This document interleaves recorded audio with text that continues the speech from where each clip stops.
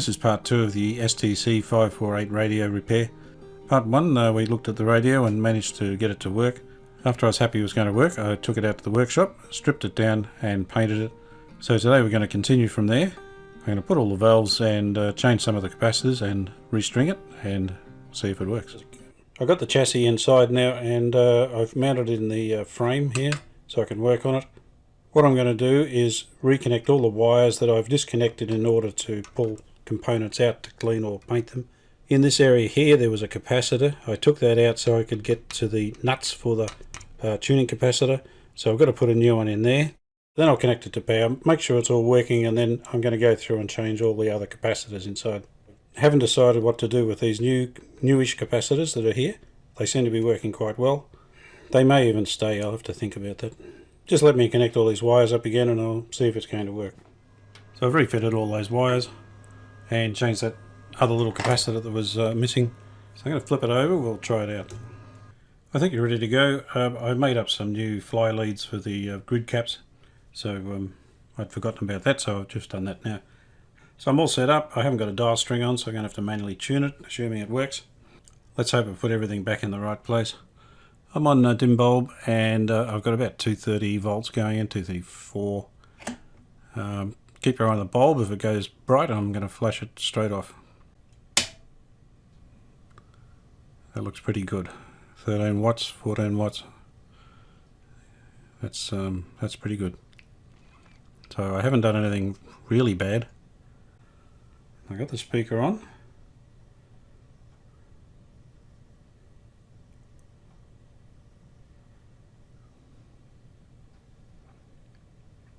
I'm not getting anything. I'll just turn the band switch over. Not sure which way it is. It's not getting anything, so only got 158 on the dim bulb. I'm going to go to full power. We'll see what happens.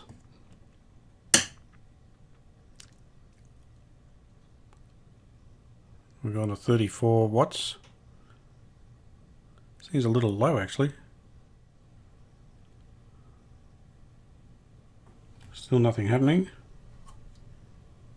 There's a hum in the speaker.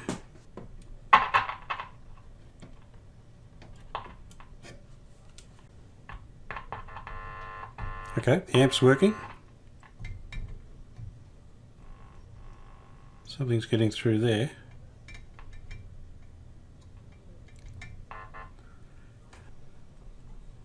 There's nothing. Nothing at all.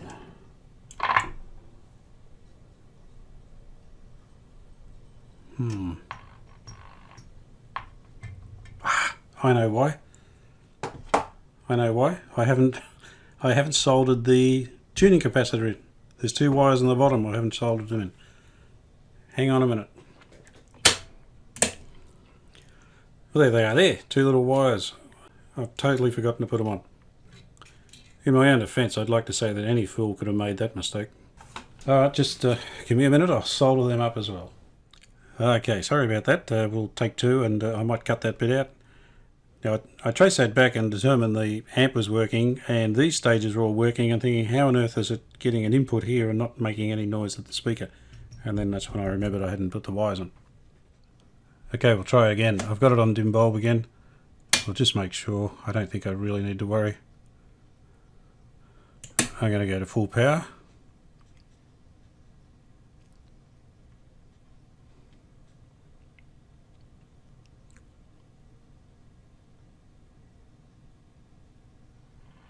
There we go.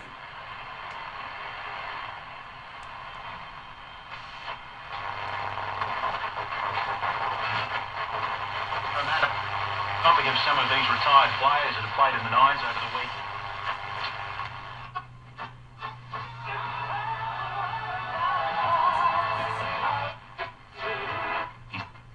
And so for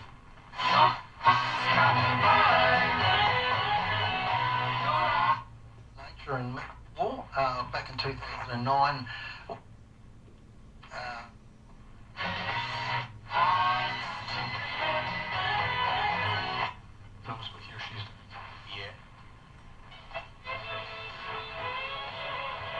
That's working as well as it was before.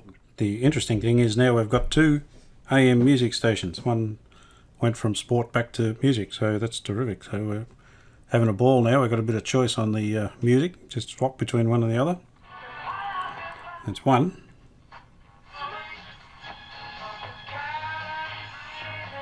There's the other. Beautiful. Alright, I'm going to move on to the next stage. Just turn it off again. So the next thing I'm going to do is replace all the wax capacitors in here. I don't believe in leaving them in. They'll just go crook at some point. These little mustard ones here are pretty reliable, so I'll probably leave those in. And I've got to decide what to do with these electrolytics up here. They're working just fine at the moment. I'm probably inclined just to leave them in there actually. So at the start I'm going to do these capacitors here, the waxies, and we'll do some checks. I'll check all the resistors while I'm in there, just to make sure they're somewhere near their specification. So just give me a few minutes and I'll replace all these and come back. I replaced all the wax caps. I went through and checked all the resistors that I could while I was here, and they're all measured up good, so I haven't changed any of those. The caps that were changed previously, at this stage I've just left them there. I'm just going to flip the chassis over. I'm going to restring it now. I've got the old bit of cord and I've cut a new piece to the length plus maybe 100mm. So I'm just going to restring it. We'll see how we go. Before I pulled the radio apart, I made a charcoal rendering of the dial string, so that's going to help me. First step is to tie the string to the rim of this pulley.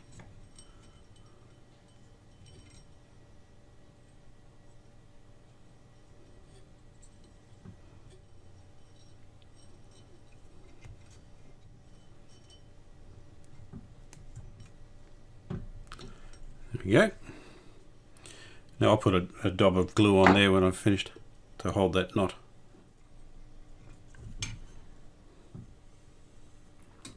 Now according to my little drawing, it goes up there and then down to the shaft. I'm going to flip the radio over and I'll come back. In the meantime I'll just tape this string in position somehow. So put it over the shaft and then down onto the frame there somehow. There we go. So that should hold it while I go underneath. Wrap it around 3 times and come back.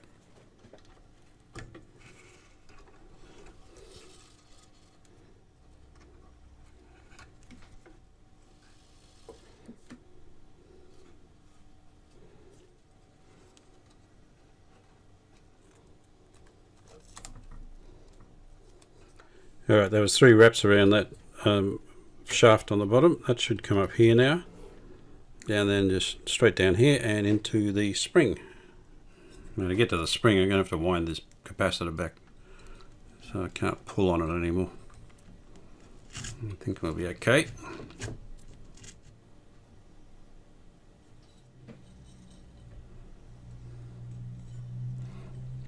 I was going to put a texture mark where I think I need to tie it. It's about there. And I'll just run it off that pulley up the top there so I can tie the string in. Spring. There's my texture mark there. I'll just do that.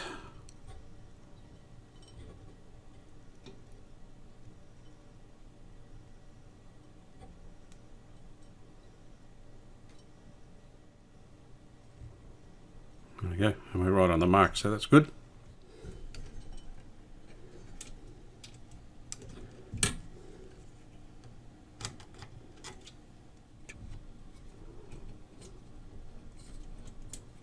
There we go.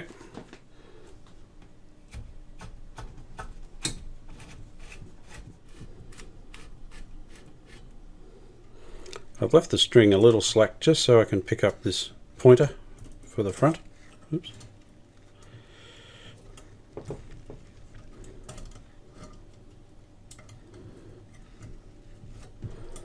There it goes.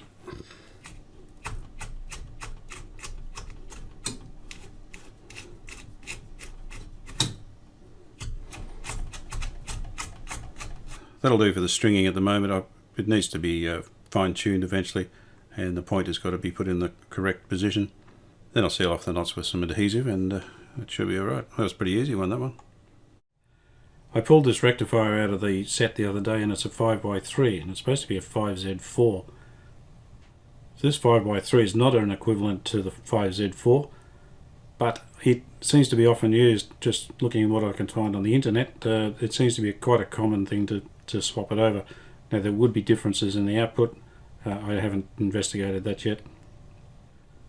But it also seems to be working alright in this radio, so I've got no reason to start hunting up 5Z4. I haven't got any, so I'll leave be what's there.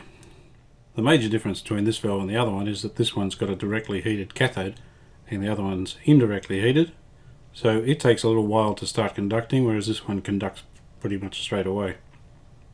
The problem with having the 5x3 is that when power supplied, it conducts pretty quickly. These other valves aren't drawing anything yet, they haven't warmed up. So the current goes in here and it just kind of rushes into this capacitor. This is a replacement capacitor and it's rated at 350 volts, and that's a working voltage, so it'll run at that all day. I've connected a meter between here and ground.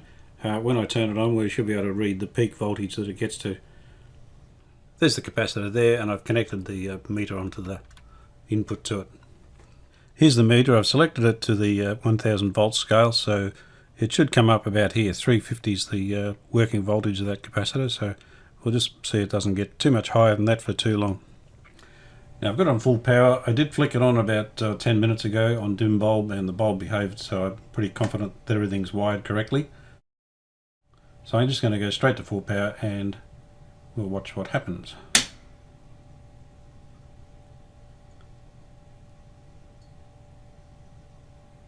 Everything's normal. I'm just watching that meter and it's gone to just over 350, so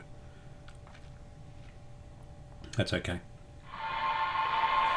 So there's 4BH. Back through the course. It'll be Radio National. Across the sky. 4KQ. Experiences have been reflected back to the researcher as she helped. And 4QR. Alright. I've wired the lamp holders back in, and I've put 6 volt globes in, and I've wired it into the 6 volt circuit of the filaments, so I hope there's not a reason it was connected to 2.5, like the transformer's not capable of carrying all this current. I don't know. I just want to check this coupling capacitor.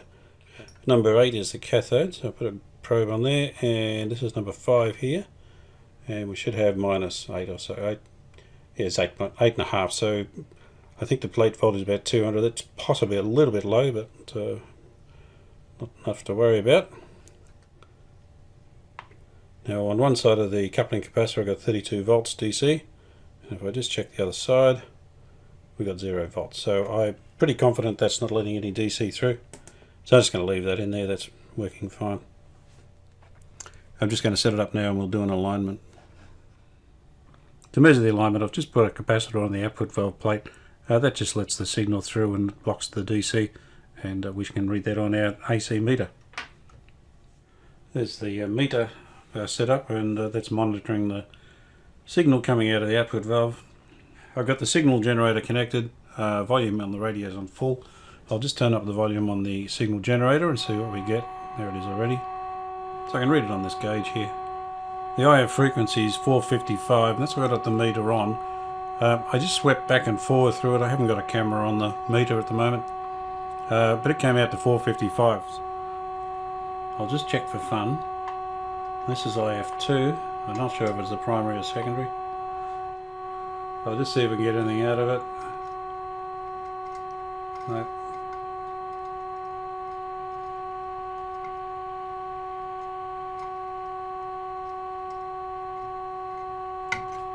Just like the last radio, it's spot on.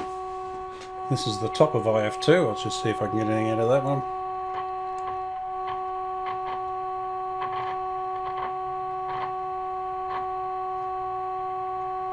It's about as good as that's going to be, and I don't think I moved that very much at all if I did anything. This is IF1. As I say, I'm not sure it's the primary or secondary. I could sit there and work it out, but I can't be bothered.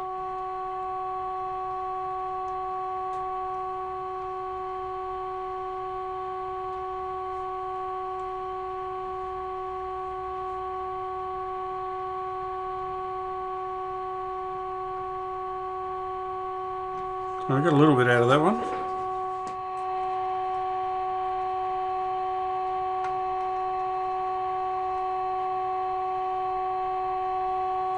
I got a bit out of that one too. I'll just go back and do the others. I've got a camera on the counter now. I will run it up and down. We'll see if we're on 455. So I'm just going to vary the frequency and get the maximum output on the meter here, and we'll see if we end up back on 455.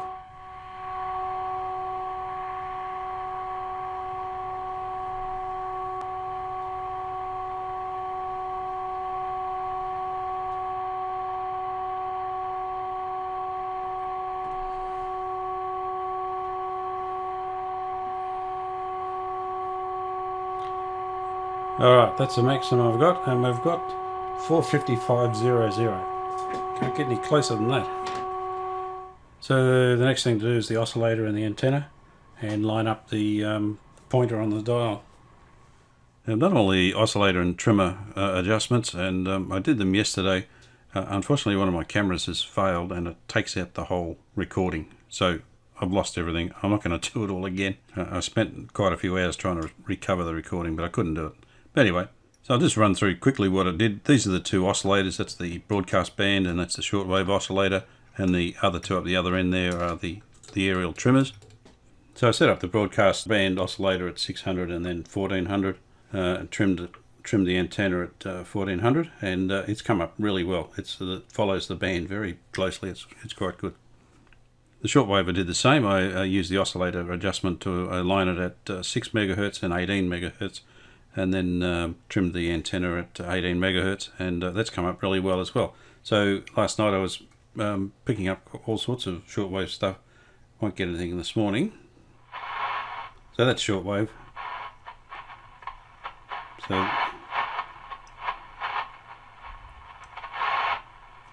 So yeah, the shortwave's working pretty well on this one. So that's on broadcast band now, and The doctors, different ones every day. Can you please tell us the story? What happened? Oh, You're not attached to anything. Well, I think we've. I'll crash that. These young people, these brave, courageous people. so it's all aligned very well, and alignments are pretty boring stuff, so not too worried about losing it. The dial looks really good with the lights on the 6-volt supply. The dial looked really good last night. Very, very impressed with it. It's got lots of colour in it. The last job I need to do is this grid cap. It's just loose on the glass there. It's come unstuck. Now luckily the little wire's still on this one, so that's a bonus. So I'll just desolder it. And what they usually do is just bend a little bit of wire over it, so you need to just bend it back. Like, there we go. Okay, so there's the old adhesive. I'll just take that out the garage now and grind that away with my Dremel. Luckily the wire's intact. If that wire's broken, which it often is, it's just missing the top bit, I make a little loopy bit of wire. This wire's too thick, so that'll fit over the wire there. And I'll solder it on there, and then put the new wire through the hole in the cap. Just ground that adhesive, the old adhesive, off a bit. I didn't take it right out, and it'll the JB weld I'm going to use will stick to that all right. And I'm just going to clean up the glass with a bit isopropyl alcohol, so I'll just use a bit of that to clean the glass up. So there's a Medi swabs. It's a convenient way of getting little ones. You can get them down at the pharmacy or drugstore or whatever you call it locally. I've mixed up some JB Weld here, and I'll just put that in there to reattach it. So there's the JB Weld, left a hole in the centre. There we go.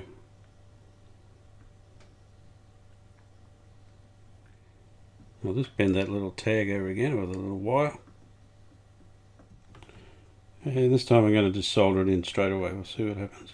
Normally I'll let the JB Weld dry. Probably no need to if the tag's there, the wires there. Just going to wipe off the excess JB Weld. So I'll just let that set, and a couple of hours I'll put it back in the radio, and it'll be good as new. I sanded the old stickers off when I painted the chassis. So I've made up a couple of new ones. I've just made these on normal printer paper, cut them out, and then sprayed them with a clear lacquer. And so they've got a plastic coating, so they're pretty good. I used to use transfers, but I reckon these are better, and cheaper. I'm just going to spray them with a bit of contact adhesive.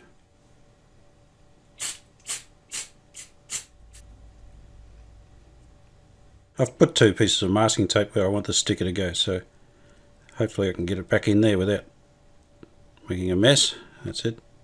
There you go.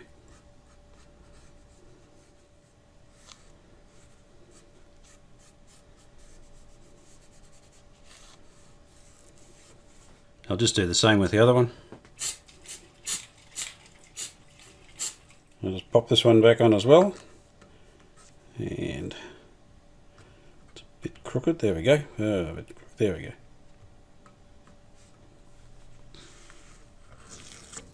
That bit of adhesive staining should dissipate as it dries out. They come up pretty good, so I'm going to move on to the next item, which is probably the speaker we'll have a look at now. Here's the speaker. It's a 6.5 inch STC speaker. Whether STC made it, I couldn't tell you. It works alright. Electrodynamic, and it's got the output transformer built in. When I dismantled the radio, I noticed that this had been rubbing on the back of the transformer. So whether that's affected the braiding, the heat from the transformers slowly wandered away, I don't know. That insulation's broken away a bit since I've taken it out. So I don't think it was shorting. Now I've got some new braiding. I'll probably just repair the wire there. The rest of the wire is pretty good. It's quite flexible and it's quite good. So I'll probably just put some sheathing over that and put a new braid on it. The speaker cone's good. Yeah, it's in good nick. Unfortunately, a slate has started to nibble away on that and taken that bit out. Have to do something to repair that. And there's the remnants of the little slater there. Well, one of them. Oh, there he goes. Good. So it's in pretty good condition, apart from the hole in the speaker and the cord. It's got some rust around this area here. I'll clean that off. I'll just treat it locally with some rust inhibiting silver paint. I'm not going to do the whole speaker. I'm going to leave the sticker as it is. That's the original sticker, and just fix up some of the rust areas here. I'm just going to remove as much of this rust as I can with a bit of sandpaper. When I've got most of the rust off, I'll just treat it with a bit of rust killer and a bit of coat of paint. Now, I don't think I need to go any further than that. The rust killer will fix the rest of it. I got my liquid rust converter here, and I'll just paint some of that on. Once again, it's pretty much just phosphoric acid. And the paint I'm going to use actually can go on straight over the rust, so I don't even need to do this, but I will do it anyway. So I'll just let that sit for 15 minutes, and I'll come back and wipe it off with some water and metho, and we should be ready to paint. I've just got some rust guard paint here. I'll just paint it, and it's not going to match 100%, but it'll be alright. It's not very pretty, but it'll stop the rust from progressing, so I guess that's what we want to do. Well, I've got to say, that looks pretty awful. It's a shame to put something like that into a fully restored cabinet and chassis. I might rethink what I'm going to do with this speaker. So I didn't like that silver repair I did last night, so I'm just going to do a very, very light coat of silver paint just to try and bring the colour back up again.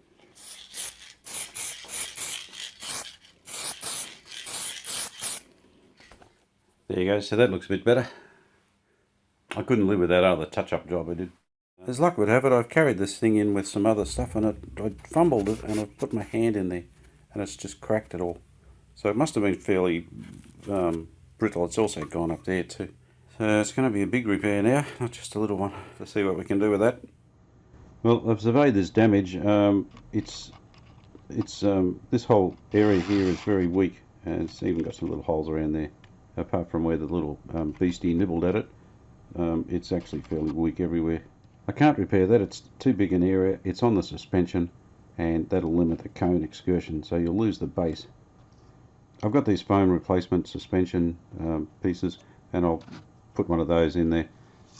So I'll have to cut this out. I'll cut around this lip here, and hopefully make it reasonably neat.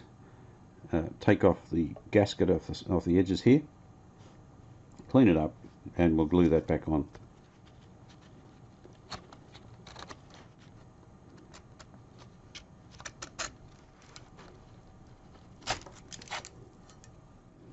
Like, it's come out alright. It's not the best, but it'll be good. It'll be usable again. Let's see how that's going to fit. Yeah, that should be good. It's about the right height. That'll be good. Yeah, so if I cut it up there, it's too far away. So I'm going to have to somehow work out how to cut it neatly So it just picks up that little rim there. We don't want more hanging out, that'll just fluff. I'm going to have a go at cutting this cone to fit the new surround here. And the last time I tried this it looked a bit hacked. So if you think you've seen everything, just hang around. What I've got is my Dremel and I've got a cutting disc on it. I have no idea what this will do. What I thought I would do is just run around like that and hopefully cut it. So I've glued the cone back to the basket here to hold it while I try and cut it. I have no idea what's going to happen. Okay, so here we go. I shouldn't be able to go too far because the Dremel can't go further than I need to.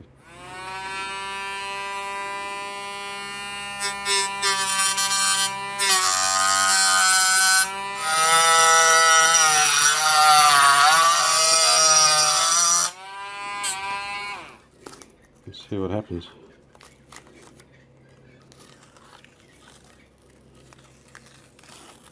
No.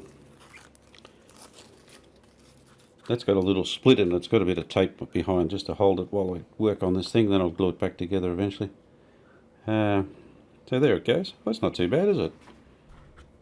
I've just cleaned that up with a bit of sandpaper and that's come up pretty good. Now all I need to do now is glue this onto the old cone. When that's dry, I'll put some centering bits of plastic around the voice coil there to hold it in the centre of the magnet and then glue the outside on. Well, I must have stood on a leprechaun or something. While I was trying to clean the glue off here, I put the knife through the rest of the cone here. Anyway, I've put a bit of tape behind it. I'll keep going and I'll have to repair that later. It's not too bad in there if I have to do a repair. So, oh gosh, alright. So here's my plan. I'm going to paint the inside here with some adhesive.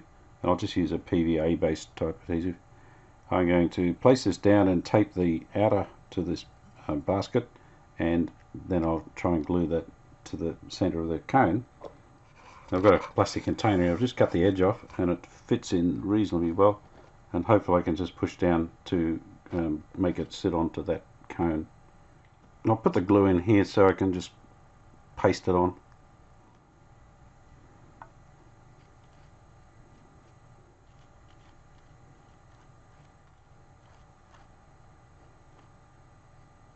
Alright, that'll do. I'll flip that over.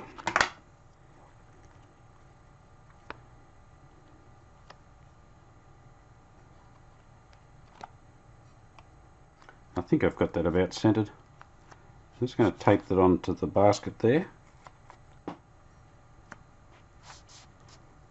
Just going to put this plastic container on and hopefully that'll put enough pressure on it just to keep it in contact. I'll leave this here for 5 minutes or so. I'll come back and push the joint together if I need to. I've just had the mouse on there to keep it a bit of weight on it, and it's been about 5 minutes, and wow, I've got to say that's pretty good. That's glued down perfectly. That's surprising. I didn't think it would work like that.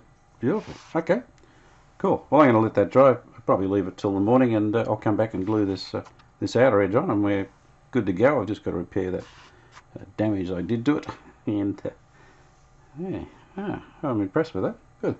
It's the next morning, and this has been sitting overnight. I find myself a little croaky this morning, so I apologise for that. I've put in 3 pieces of plastic in here to centre the voice coil. They're very narrow. They're off a berry container that you get at the supermarket. This morning I'm just going to glue around the edge here.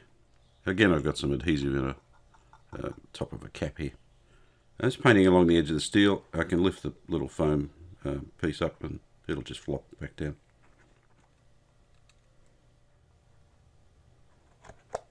Just going to use the gasket to push it down for a second. I don't want to put the gasket in yet to make sure this thing works.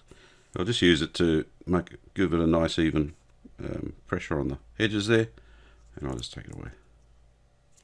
Once again, that looks pretty good, so I'm just going to let that dry, and we're nearly there. Okay, that's all dried off now, and I've removed the plastic spaces out from the voice coil there, and it's perfectly centered. It's spot on. So I'm just going to clean out inside here with a bit of masking tape turned inside out, just to try and pick up any junk that's sitting in there. There's just a bit of the black felt that's gone in. So here's the damage where I put my scraper through it.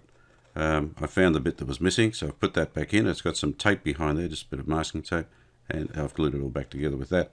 Now I'm going to put a bit of paper over the top and just glue a repair over there.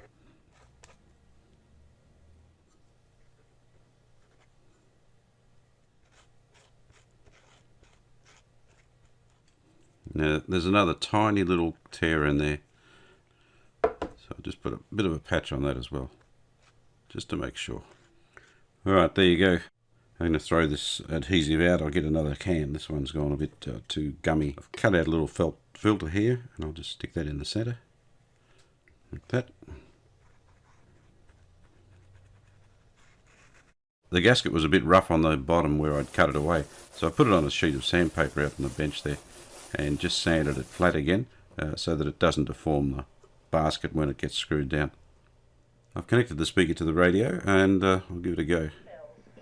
He said, well, the vasectomy itself wasn't so bad. It was having to wear the plastic cone around my neck for 38 which was the hard part. I can tell you from experience, that plastic cone chafes. Don't know what to listen to there. Cross River Rail. Has the Cross River Rail board been sacked? My understanding is that the board has will not be renewed, so It's got a bit of a vibration in it, and it might be the overhang at the back where it's where this cone, the old cone's sitting. So I might go in there and just put some adhesive in the back, I think, just to try and stop it vibrating, if that's what it's doing. I don't know what else it would be. Has said that government needs to have stronger controls over this, and that's why the decision has been made. Stronger control. Yeah, it just sounds a bit strange there. So I'll go and work on that again. I'm going to have a go at removing this plug so I can repair the wire. 1, 2.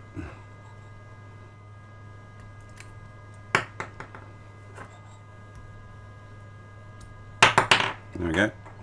This black wire was starting to fall apart too much. It's gone brittle on the coating, so I'm going to replace it. And I've just used an ordinary modern wire. It's going in the braiding, so the sheath, so it won't matter. You won't be able to see it. So there's my new wire. I've taped the end of the old wires together, and hopefully I can feed this sheathing or this sleeving down there.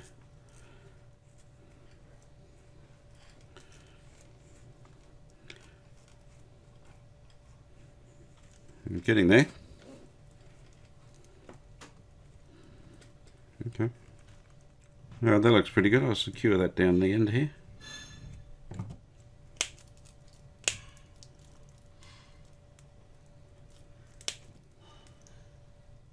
Alright, I've got it on. I've just put a bit of tape around the sleeving there, and I'll fix that up in a minute. First step is to put this cover on. I don't know how many times I've done something and then you find the cover's not on. I'm ready to solder it back together. I ran a 16th drill through these pins to clean the old solder out, so I'm just going to solder them back in.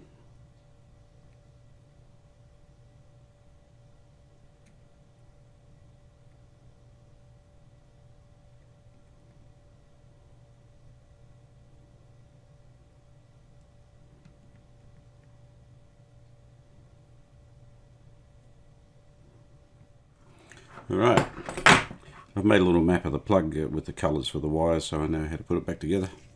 I've put a bit of heat shrink on to stop the end unravelling of the sleeving, and I just got to be very careful here because the sleeving will melt. We seem to be okay. And had this little cardboardy washer in here to try and grip the sleeve and hold it in there. I don't know if it's going to fit anymore. Alright, that'll do. I'll just screw it all back together. Alright, that's all done. The speaker's done. Despite my best efforts, the speaker's actually working pretty well. I've glued on the gasket here. I'm going to make some covers up in future. I only carried it from the garage to the work area and managed to damage it, so lesson learned there. As far as the vibration in the speaker I had earlier, I found a bit of the original cone here was sticking out a bit further than this new suspension part, and that was vibrating, so I just put a bit of adhesive in there to glue it back onto here, and it stopped it. So it sounds good now. It's very good. While I was editing the video, I noticed there's another little tear in there, so I'll put some adhesive over that as well. Comment on another video said try using liquid electrical tape and see how that works, so that's what this is. There's also another little tear down the bottom here, so I'll get him as well. There you go. Well, that's about it for part 2. In part 3 I'll do the cabinet and put the radio back in, and we'll see what it looks like and see how well it performs. I hope you can join me for part 3 for my next STC radio adventure. Well, now suppose you became a famous actress and then you met somebody you liked and got married. Would you be willing to quit acting and be a housewife and a mother? Well, I think if you keep your feet on the ground, you can combine both. That's what I would like to do. Well, if you keep your feet on the ground, you'll never be a mother.